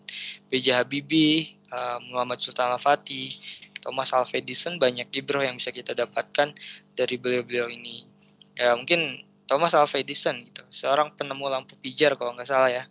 Ya, beliau membuat percobaan tuh hampir 10.000 kali gitu untuk kemudian mendapatkan penemuan. Muhammad Sultan Al-Fatih, dia mempersiapkan diri sejak dini. Beliau mengetahui banyak bahasa, kemudian lain sebagainya. Ilmu agama, ilmu dunia, beliau hadirkan kepada dirinya, belajar terus-menerus gitu. Belajar strategi perang, strategi politik, dan lain-lain, maka yang terjadi adalah beliau bisa mencapai mimpinya. Dan itu merupakan bisyarah Rasul juga. B.J. Habibie juga orang yang mungkin bisa kita jadikan panutan gitu dalam bernegara, dalam berkontribusi di sekitar kita. Next. Oke, next saja. Oke, ya intinya kita jangan juga lupa untuk kemudian berbaur dengan orang-orang yang di luar kita gitu, karena dulu aku pernah satu kejadian itu dijudge ya sama temen tuh. Dia temen SD yang akhirnya ketemu ketika itu waktu SMA, waktu kuliah atau SMA waktu itu. Ya intinya dia ngejudge itu. Kenapa sih orang-orang yang paham kayak kalian, orang-orang rohis, ustadz gitu, itu nggak pernah nyentuh mereka. Dan teman saya ini geng motor gitu kan, geng motor, terus dia mungkin waktu itu nyebutin dosa-dosanya juga gitu. Wah, ini padahal aibnya sendiri jangan disebarkan. Waktu itu dia sampaikan gitu, aku seperti ini, aku pengen berubah gitu, tapi gue bingung lewat mana, kemudian dengan cara yang seperti apa, dengan mendekat kepada siapa, dan seterusnya. Jadi tapi di balik itu ya kita jangan melebur juga dengan orang-orang yang mungkin kita pengen deketin, orang-orang yang mabuk-mabukan gitu. Malah kita yang termabuk-mabukan gitu. Oke, next. Nah, mungkin ini saran-saran saya sebagai manusia kepada kita semua sebagai manusia. Ya, kita harus punya mimpi, punya agenda, kita cari teman hidup, partner berkembang, cari lingkungan yang progresif, pelatihan dan kontinuitas, berprinsip disiplin, positive thinking, buat agenda harian dan life plan kita gitu sebagai pedoman mau ngapain sih kita hari ini dan di masa depan. Doa orang tua juga, berbakti kepada orang tua, hindari apa yang mengalihkan kita. Banyak orang yang teralihkan dengan hal-hal yang seharusnya tidak jadi fokus utama mereka. Ya misal nih drakor yang sampai sehari langsung 16 episode gitu. Terus Mobile Legends sampai bermalam-malam, lupa waktu dan seterusnya. Kekuatan spiritual dan masalah keteladanan, teladani sifat Rasul juga perlu kita dorong. Oke, next. Oke. Udah selesai. Oke, mungkin itu aja kita sharing. Kalau ada sharing-sharing, semoga ada poin-poin yang mungkin bisa kita dapatkan. Terima kasih teman-teman. Assalamualaikum. Waalaikumsalam warahmatullahi wabarakatuh. Masya Allah ya, tadi udah ini banget, banyak banget tentang kepemimpinan dari amal jama'inya itu sendiri, gimana cara tadi kita bersama gitu, berjamaah, dan juga sampai ke hal-hal lainnya gitu, sampai ke persiapan bahkan ya tadi disampaikan, dan juga banyak hal yang mungkin teman-teman bisa dapat gitu. Nah, selanjutnya itu mungkin dari teman-teman tadi udah di balik materi yang berdaging itu pasti banyak pertanyaan. Nah, oke, mungkin kepada teman-teman yang ingin bertanya silahkan untuk raise hand. Nanti akan kami persilahkan. Udah ada yang raise hand sebelum dipersilahkan. Oke, kepada yang pertama tadi siapa? Sebentar, saya buka dulu. Oke, yang pertama ada Indah ya. Ada Indah Tasya Widyananda. Kepada Indah dipersilahkan. Izin masuk, Kak. Apakah suara saya sudah terdengar? Oke, terdengar dengan jelas. Lanjutkan. Baik, Kak. Terima kasih atas waktu dan kesempatannya. Sebelumnya, perkenalkan nama saya Indah Tasya Widyananda dari kelompok Sayyidah Al-Hura. Saya izin bertanya, Kak, bagaimana ya, Kak, cara untuk mengembangkan sikap untuk menjadi seorang pemimpin? Terima kasih, Kak. Oke, sama-sama. Oke, sebelumnya mungkin aku tanyakan kepada Mas Zaki, apakah mau dijawab langsung satu persatu atau dikumpulkan terlebih dahulu, Mas? Langsung aja kali ya, biar nggak lupa. Oke, dipersilahkan. Oke, mungkin langsung to the point aja. Kalau sejauh apa yang aku alami, untuk kemudian menumbuh kembangkan rasa menjadi pemimpin itu, sifat-sifat pemimpin pertama adalah kita harus suka tantangan. Jadi ketika ada sebuah hal yang mungkin itu, ya misal nih Mas Akbar ini diminta tolong untuk menjadi nge-lead dalam sebuah project gitu. Ya kita harus siap gitu. Kita ngerasa tertantang, oh gue ngerasa bakal bisa lah gitu untuk kemudian melakukan ini gitu. Ataupun kalau sebelumnya belum merasa mampu, ya udah kita belajar untuk memampukan. Karena kita suka tantangan, maka yang akan kita penuhi adalah ya ini sebuah tantangan, aku bisa gitu. Ada positif vibes yang akan kita dapatkan ketika kita punya sikap suka tantangan. Kemudian yang kedua adalah banyakin bersama-sama dengan orang-orang yang progresif gitu. Artinya ketika kita ngelihat nih teman dekat kita, oh ternyata teman dekat kita ini sering ngomong di forum, sering mengusulkan sesuatu gitu. Akhirnya bisa jadi ya kita akan terbawakan dalam suasana kultur ideisasi gitu, atau menyampaikan saran, gagasan dan seterusnya. Itu adalah hal yang biasa dalam lingkungan, kita akan terbawa gitu. Kemudian yang ketiga, untuk menumbuhkan sifat pemimpin kita, ya kita harus berorganisasi, harus memahamkan bagaimana organisasi itu bisa berjalan, kemudian kita berjalan dengan sesuai peranan-peranan yang diamanahkan. Nah, selebihnya apa yang bisa kita bangun untuk menjadi seorang pemimpin? Kalau menurutku pemimpin itu adalah soal mental juga gitu. Pemimpin itu soal mental. Nah, maka yang harus terbangun dari seorang pemimpin itu adalah melawan rasa takutnya. Nah, jadi kalau aku ya dulu di SMP, di SMA, di di forum-forum kuliahan juga, aku mau ada dulu SMP, SMA ketua OSIS. Terus di kuliahan aku masih ngerasa takut gitu untuk kemudian menyampaikan pesan, menyampaikan gagasan, menyampaikan perasaan. Ada ketakutan, oh gue takut dianggap pertanyaannya dianggap gak berbobot, pernyataannya dianggap remeh-temeh dan seterusnya. Itu jadi kepikiran. Nah, sedangkan harusnya kita tuh belajar untuk kemudian melawan rasa takut itu. Jangan melihat persepsi orang lain, tapi pedulikanlah bagaimana tumbuh kembang kita dengan melawan rasa takut itu. Waktu itu aku ikut SPB, Sekolah Penerus Bangsa BEM UNS. Maka yang aku lakukan untuk melawan rasa takut berpendapat itu, pokoknya ketika ada forum, ada kesempatan nanya gitu, ada kesempatan menanggapi, ngacung aja dulu gitu. Acung aja dulu, terlepas dari kita itu mau nanya udah ada pertanyaannya atau belum, ya urusan belakang gitu. Yang penting melawan rasa takut aja dulu, ataupun intinya lah melawan rasa takut dengan memberanikan diri. Cuma memang ya teman-teman harus tahu waktu lah, tahu porsi dan seterusnya. Itu jadi mental, soal pengaruh juga, maka banyakin baca buku ini dia akan menambah knowledge kita untuk kemudian mengatur sesuatu, melihat sesuatu dengan cara pandang yang luas. Maka bacaan buku itu dia jendela untuk kita menjadi seorang pemimpin yang komprehensif, punya pandangan yang luas gitu.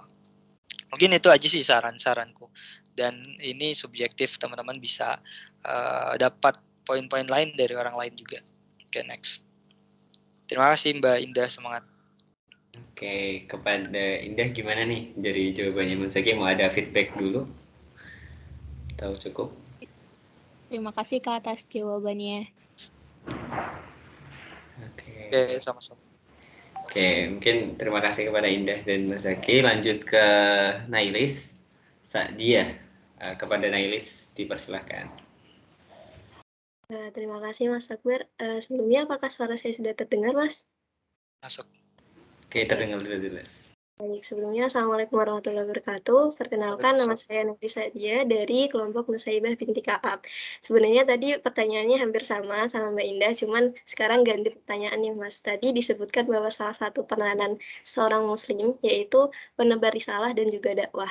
Nah, gimana sih Mas caranya untuk menebarkan sebuah dakwah ketika kita itu menjadi pemimpin, namun pemimpin sebuah organisasi yang umum, bukan rohis, bukan yang bersifat islami, seperti itu. Mungkin dari saya cukup, terima kasih. Oke, siap. Ini aku jawab belak-belakan aja ya.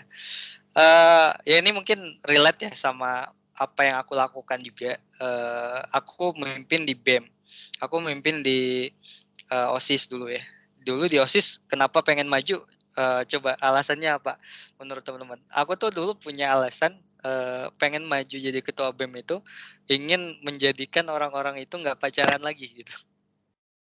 Nah, tapi waktu itu nggak tahu dengan cara yang kayak gimana gitu. Tapi motivasinya akhirnya waktu itu yang aku lakukan adalah menarasikan gitu. Bahkan aku mengusulkan di sebuah forum, ada namanya forum sebulan sekali dengan organisasi eskur-eskur yang lain itu, PHT ataupun pimpinan dari sebuah organisasi itu dilarang untuk pacaran, untuk menjaga profesionalisme gitu. Karena ya disampaikan waktu itu ada kasus yang saya rasakan gitu. Akhirnya waktu itu disepakati gitu.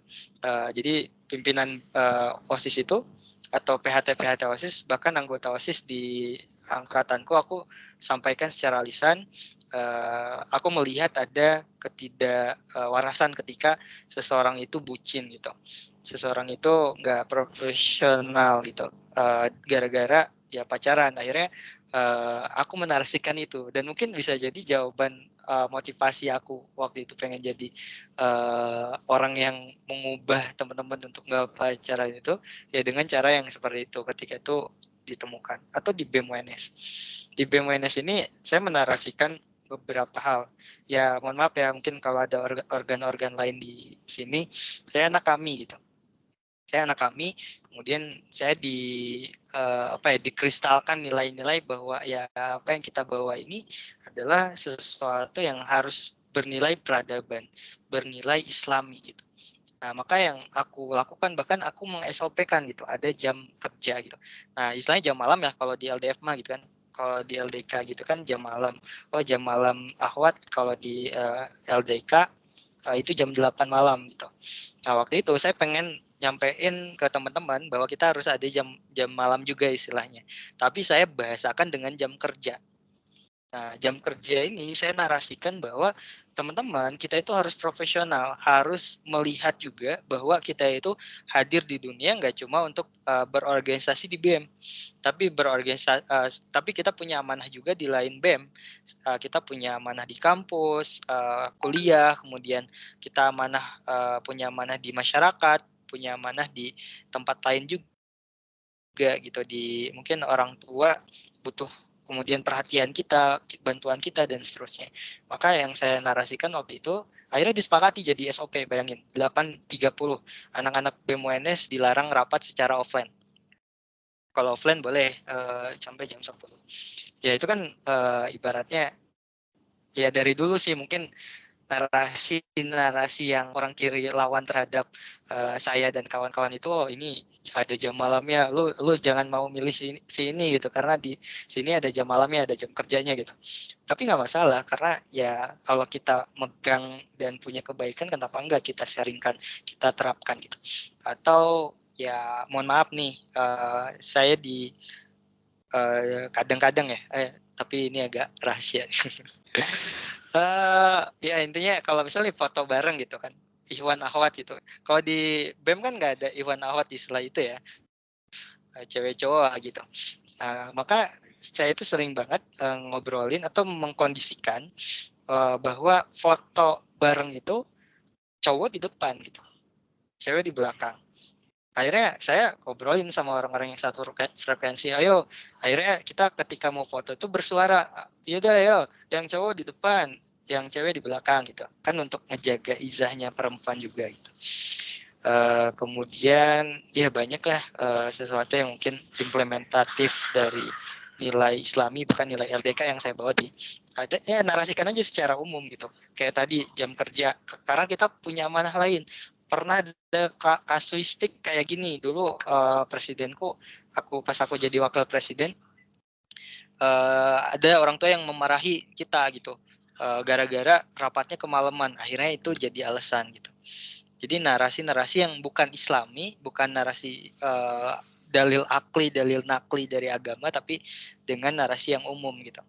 Nah, teman-teman, saya juga pernah ikut di Semarang waktu itu, ada aksi yang waktu itu lagi masif itu Omnibus Law gitu. Saya ikut ke konsolidasinya gitu. Ternyata ada pihak yang masuk dan dia mengusahakan bahwa orang-orang LGBT itu harus dikasih ruang, harus diberikan kesempatan untuk ngomong, dan dimintalah di forum itu orang-orang yang ada di forum jangan menihilkan mereka gitu, jangan menjudge mereka dan seterusnya. Nah, akhirnya kayak ya emang dikasih lapak lah gitu. Nah, orang-orang ideologi yang semacam itu dia akan terus bertumbuh dan melakukan perlawanan antitesis terhadap nilai-nilai agama gitu. Nah, itu sih mungkin yang perlu kita usahakan. Jadi kita pun seorang dai gitu. Coba teman-teman berani nggak sih hari ini debat sama orang-orang feminis? Coba feminisme di Undip siapa gitu, temuin dan teman-teman debatin dia gitu. Dan berani nggak gitu. Nah, maka teman-teman kita tuh harus punya ilmu gitu untuk memahami secara utuh persoalan yang ada di umat kita gitu. Sebenarnya apa yang dibawa sama lawan bicara kita? Oh, feminis tuh kayak gini gitu. Bawaannya, oh ternyata secara historis kayak gini. Dan saya melihat ya feminis hari ini banyak feminis yang udah keluar dari feminis gelombang pertama gitu. Kenapa hadir ada gerakan feminis gitu, kan feminis banyak gelombang ya teman-teman, ada yang radikal, ada yang seperti apa, yang itu menihilkan nilai agama banyak gitu. Nah itu mungkin bahasakan secara umum aja, nilai-nilai yang sederhana. Oke, mungkin itu sih, ini jangan dibilang siapa-siapa ya. Oke, terima kasih Mas Zaki. Gimana Nailis, ada feedback? Cukup. Dari saya sudah cukup menjawab, Mas. Terima kasih banyak. Yoi. Oke, makasih. Oke, selanjutnya masih ada 2 pertanyaan lagi nih. Pertama dari Kinayung Rahayu. Monggo, Kinayung Rahayu. Izin masuk, Mas. Apakah saya sudah terdengar? Iya, sudah. Masuk. Izin terima kasih untuk waktu dan kesempatan, Mas. Perkenalkan, nama saya Kinayungan Rahayu Wahyuningsi dari kelompok Rufaidah Al-Aslamiyah. Saya izin bertanya, bagaimana cara melatih diri kepemimpinan di mana notabene dia itu pemalu dan kurang percaya diri ketika ngomong di depan umum. Mungkin seperti itu, Mas. Terima kasih. Oke. Langsung ya, aku jawab. Jadi ketika ada kasus orang yang pemalu, kemudian dalam dia berpendapat mungkin malu dan seterusnya, menurutku ya rasa malu itu jangan hadir di forum. Rasa malu itu ya hadir dalam keimanan. Maksudnya apa ya? Jadi ketika kita nih punya rasa malu, kemudian kita enggan berpendapat, sebenarnya itu menurutku ya kurang ideal gitu. Betapapun mungkin orang itu introvert gitu. Nah, introvert tuh bukan berarti kita nggak boleh aktif di forum dan seterusnya gitu. Tapi dia punya cara elegannya sendiri. Orang ekstrovert yang sering bicara sama orang introvert yang mungkin jarang bicara, ketika dia berpendapat itu akan beda suasananya, akan ada punya apa ya, semacam sima gitu, atau apa ya, kalau sima itu kan orang Sunda ya, wibawa yang sendiri gitu. Nah, maka teman-teman kalau perlu dimaknai ya bahwa ngomong itu di forum itu dia nggak terbatas pada introvert atau extrovert, dia harus punya keberanian gitu kalau kita pengen berkembang. Nah, biasanya kan kalau di LDF kayak gitu ya, LDK gitu kan, jubirnya itu satu gitu kan. Jadi si cewek yang satu ini, si akhwat yang satu pemalu, terus menyampaikan ke akhwat yang dia punya keberanian terlebih dahulu baru tersampaikan gitu. Itu sering kali kayak gitu. Menurutku itu kurang ideal, apalagi sebagai mahasiswa yang akan turun ke masyarakat, kita harus terbiasa untuk menyampaikan gagasan, menyampaikan sesuatu. Ya betapapun tadi kita masih gagap pertama kali menyampaikan pendapat, masih kurang berbobot, bisa jadi ya itu jangan diperdulikan. Karena kan kita itu pengen komprehensif di masyarakat. Kita pengen membangun sebuah harapan untuk kemudian kalau ada ide itu tersampaikan dan orang-orang bisa terpengaruhi. Kalau orang Islam nggak punya kemampuan untuk mengkomunikasikan sesuatu, masa bisa jadi kita kalah dengan orang-orang yang dia apa ya, punya gagasan yang jelek tapi dia menggagas atau mengkomunikasikan gagasannya dengan cara yang keren gitu. Nah, lawan aja rasa malu itu, karena ya kita butuh mengkomunikasikan sesuatu gitu. Itu komunikasi skill itu adalah 10 menurut Covey, siapa ya, buku apa yang pernah aku baca, pokoknya salah satu hal penting di zaman ini yang perlu kita tingkatkan adalah masalah komunikasi.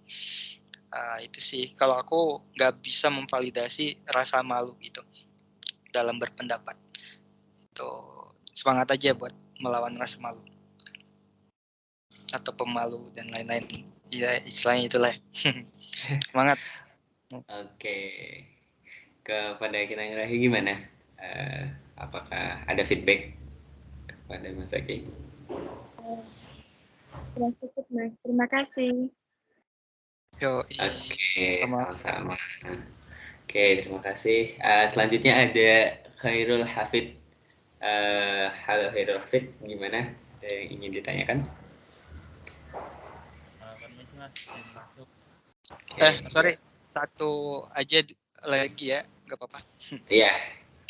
Saya harus persiapan. Ya. Sebelumnya perkenalkan, saya Khairul Hafid dari kelompok Al-Khwarizmi.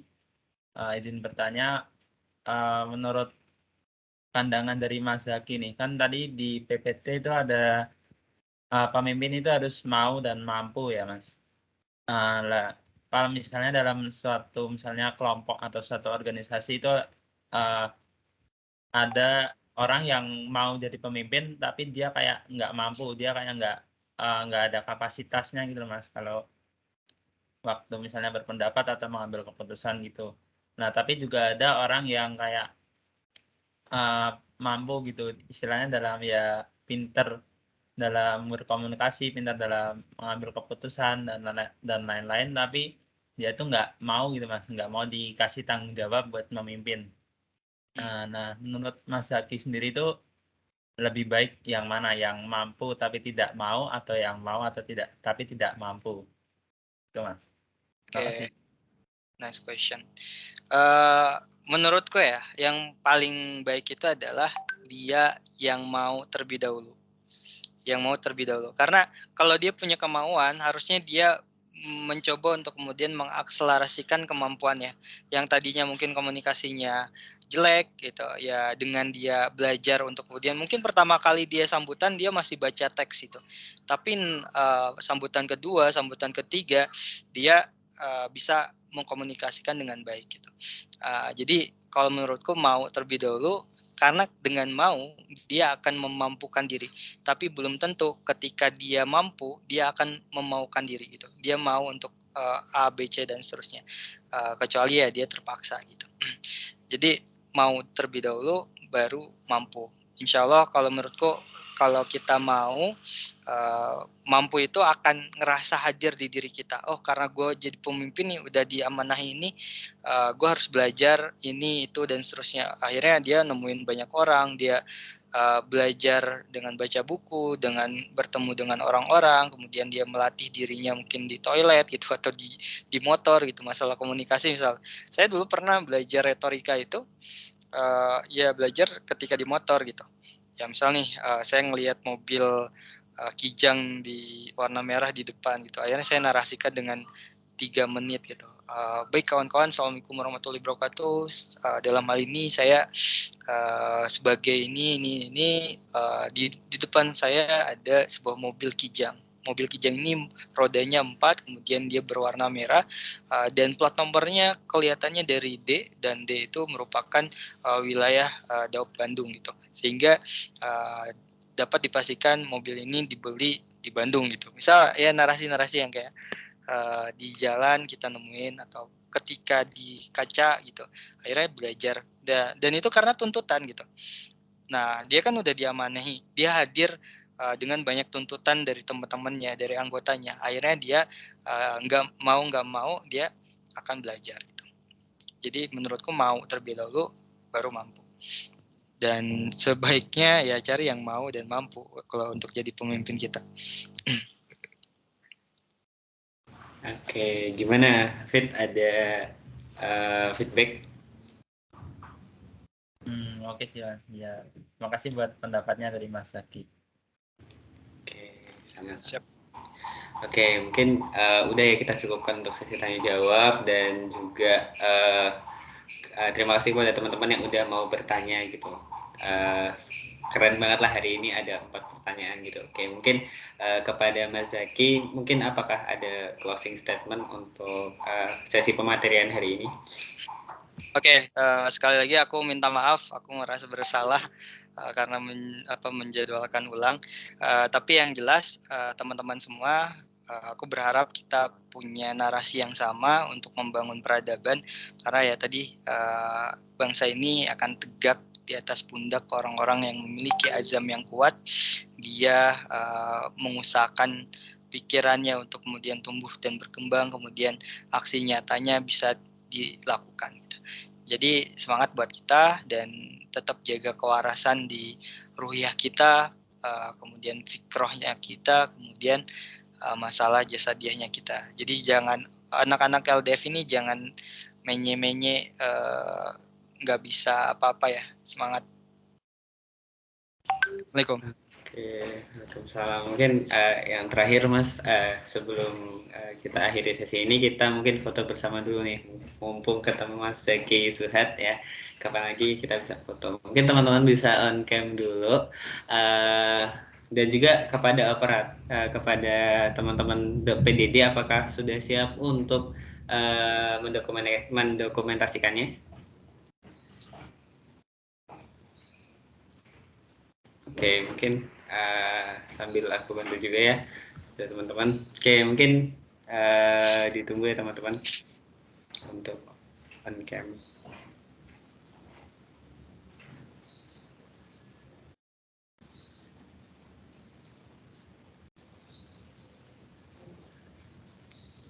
Oke, mungkin kita foto bersama dulu ya teman-teman. Oke, mungkin aku hitung 1, 2, 3. Oke, lanjut. Sekali lagi ya, 1, 2, 3. Oke, terima kasih teman-teman semua. Oke, mungkin begitu. Terima kasih kepada Mas Zuhad atau Mas Zaki untuk hari ini. Mungkin bila ada keperluan atau kepentingan lain, kami persilahkan untuk meninggalkan room. Oke, siap. Makasih ya teman-teman. Assalamualaikum. Semangat.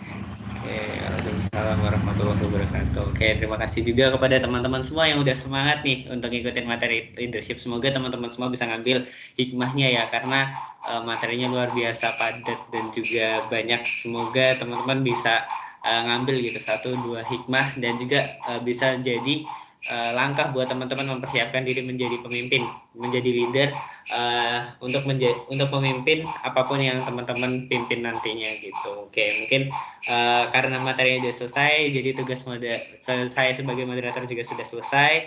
Terima kasih kepada teman-teman semua yang sudah aktif dan mohon maaf bila ada salah-salah kata. Kepada Allah aku mohon ampun. Aku akhiri. Wassalamualaikum warahmatullahi wabarakatuh. Aku kembalikan kepada MC. Waalaikumsalam warahmatullahi wabarakatuh. Oke, makasih Mas Zaki yang udah menyampaikan materi dan juga Mas Akbar yang udah memoderatori materi kepemimpinan. Masya Allah, materinya super daging banget ya teman-teman, super insightful. Dan pastinya teman-teman nggak melewatkan materi yang luar biasa tadi kan. Nah, sekarang karena kita udah melewati sesi materi, seperti biasa kita post test dulu ya enggak? Biar teringat kembali gitu materi-materi yang udah disampaikan sama Mas Zaki tadi. Oke. Mungkin teman-teman panitia boleh di-share dulu linknya di kolom chat.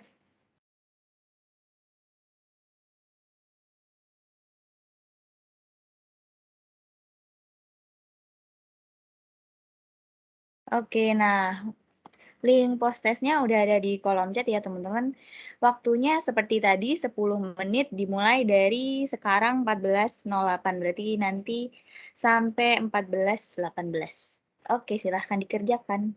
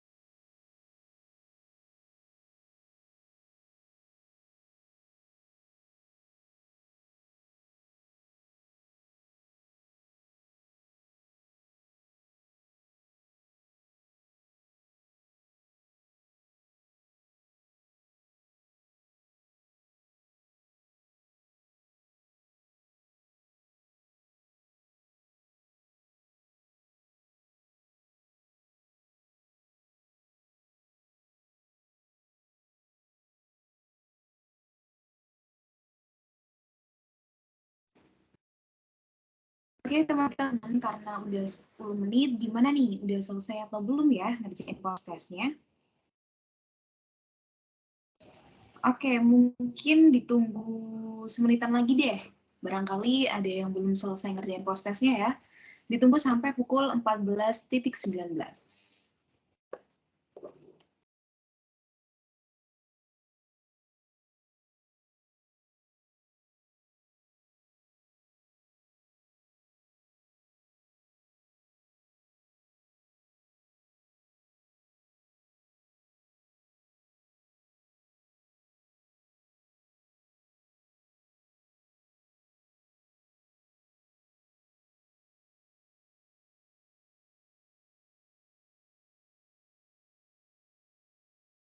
Oke, karena waktunya sudah menunjukkan pukul 14.19, tak terasa teman-teman, kita hampir di penghujung acara.